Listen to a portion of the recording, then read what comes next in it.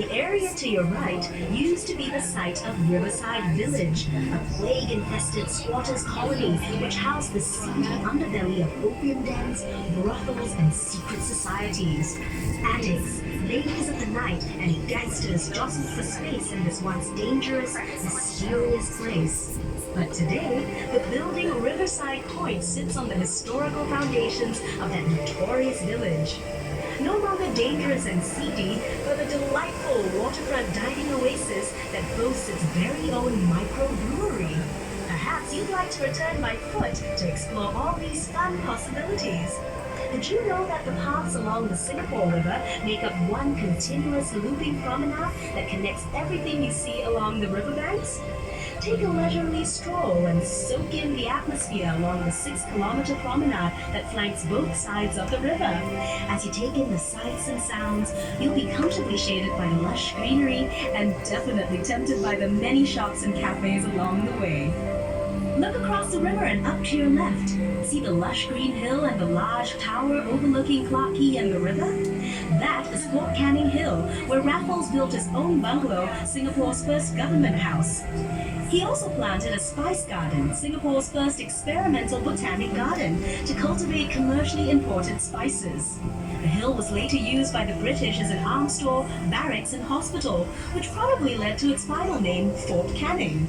But way before the British arrived on our shores, Fort Canning was the place where ancient Malayan royalty once lived and were laid to rest. It was considered so sacred that it was known as Forbidden Hill. Forbidden because commoners were not allowed to visit.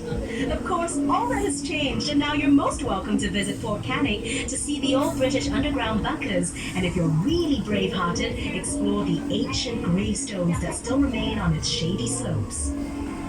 Now here's a building that just begs for attention. See the one adorned with colorful windows on your left? Home to the Ministry of Information, Communications and the Arts, its multi-hued facade not only reflects Singapore's multicultural heritage, but also hints at the building's equally colorful past. Can you believe that this rainbow-splashed complex used to be the old Hill Street Police Station and was once considered a skyscraper? But that was before World War II. In fact, the old Hill Street Police Station served as Singapore's earliest secure jail. And during World War II, it's even believed to have been a torture chamber. With such a vivid history, it's certainly no wonder the building was named a national monument in 1998.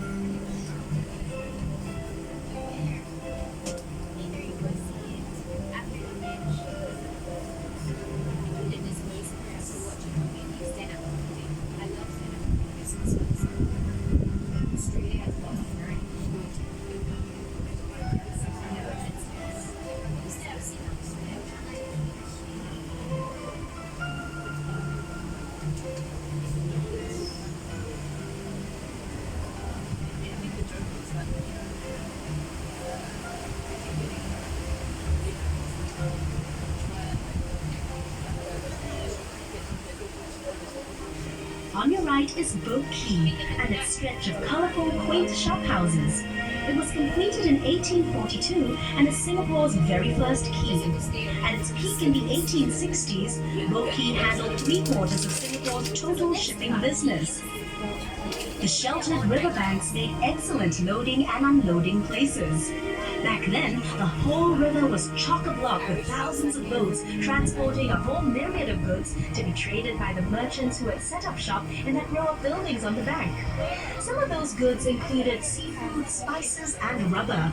The precious cargo was shouldered across gangplanks by immigrant laborers known as coolies, whose blood, sweat, and tears formed the very backbone of our nation's rise to prosperity.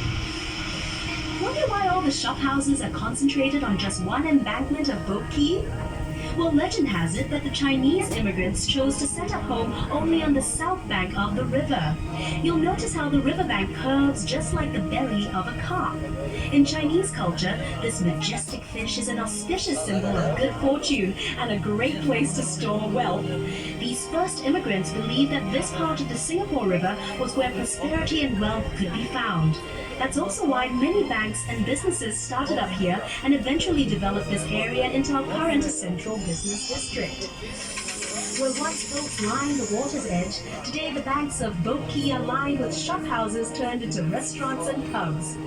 The facades of the Boat Quay shophouses have been retained, and the unique architectural styles give the district a distinct flavor.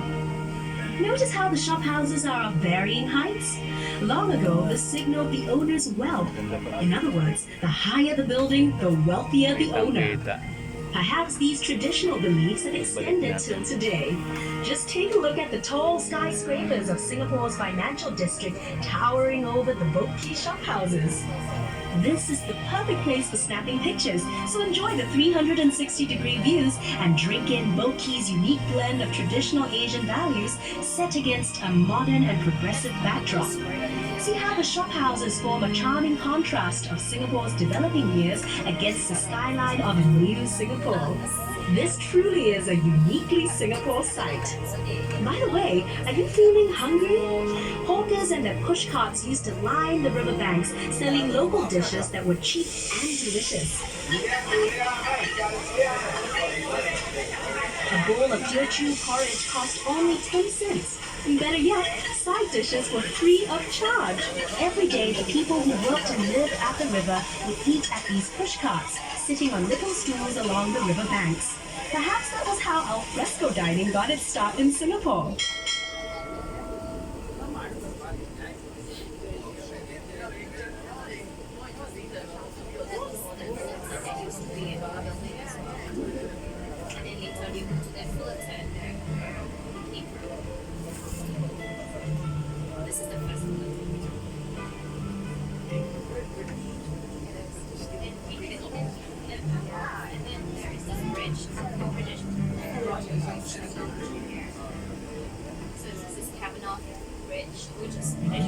Directly ahead is Cabinet Bridge, completed in 1869 and named after Colonel Sir William Orford Kavanagh, Singapore's last governor.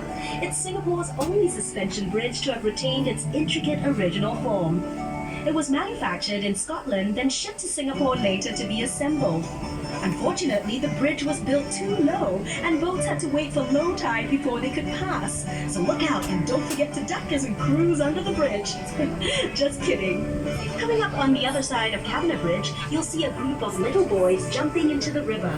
Don't worry about jumping in to save them. They're actually incredibly lifelike bronze sculptures showing a scene from the river's past, where children would stand and wave cheerfully from their houses.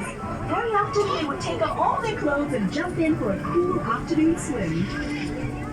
Standing tall and majestic is the exclusive Fullerton Hotel, which blends the elegance of old world charm with every modern convenience. Built in 1928, lots of paper pushing went on behind the hotel's splendid columns before its glamorous makeover. Its facade is a masterpiece of neoclassical grandeur, which belies its much stuffier original occupants, the Chamber of Commerce offices and the General Post Office, in which mail was transported along the Singapore River to and from ships. Since the 1950s, this was also the site of many political campaign rallies, but even longer before that, it was occupied by Fort Fullerton, built to defend the town at the mouth of the Singapore River. This promontory to your right used to be home to the merlion, Singapore's half-lion, half-fish icon. The merlion stood guard here at the river mouth for 30 years before it was hauled by barge to its new home in the bay in 2002. As we make our way out into Marina Bay, you'll be able to see the merlion for yourself and hear all about its story.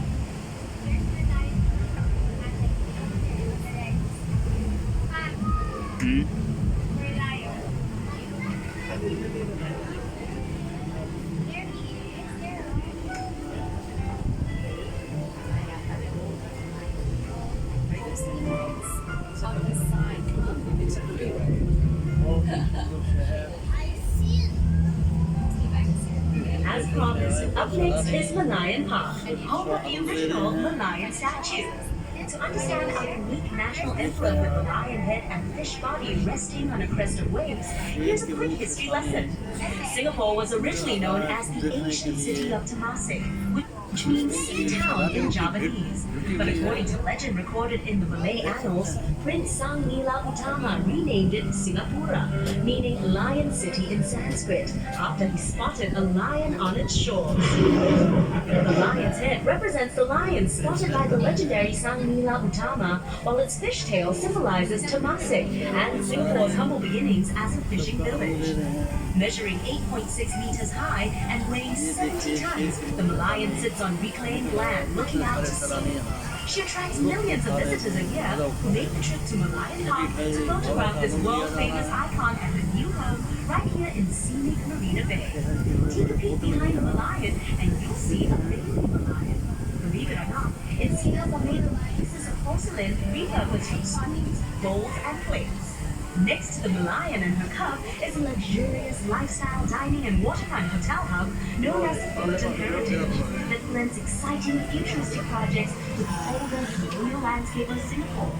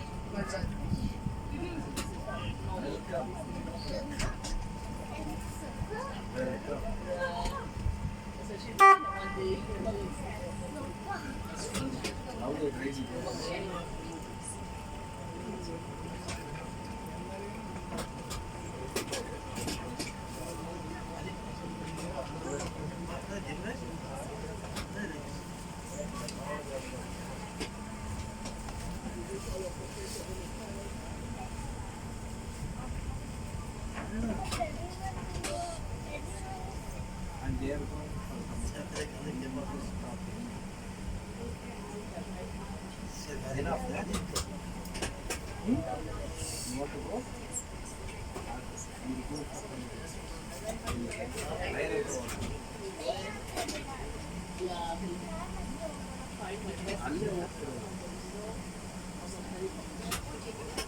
Wait, wait, wait. Don't go.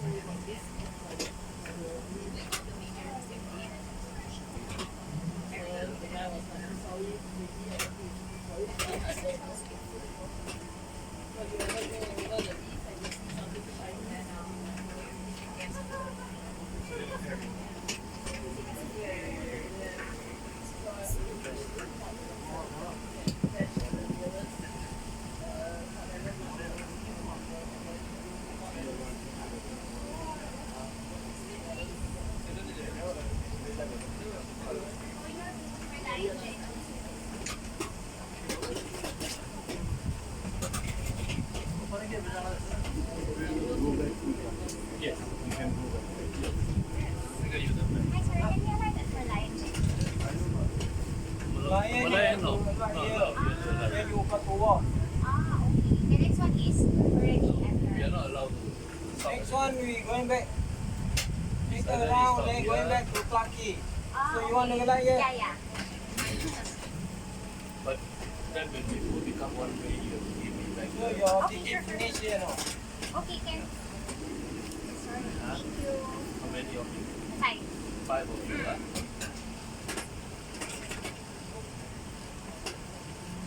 Now you should buy one-way ticket. Cheaper. Now you buy one round ticket, $30.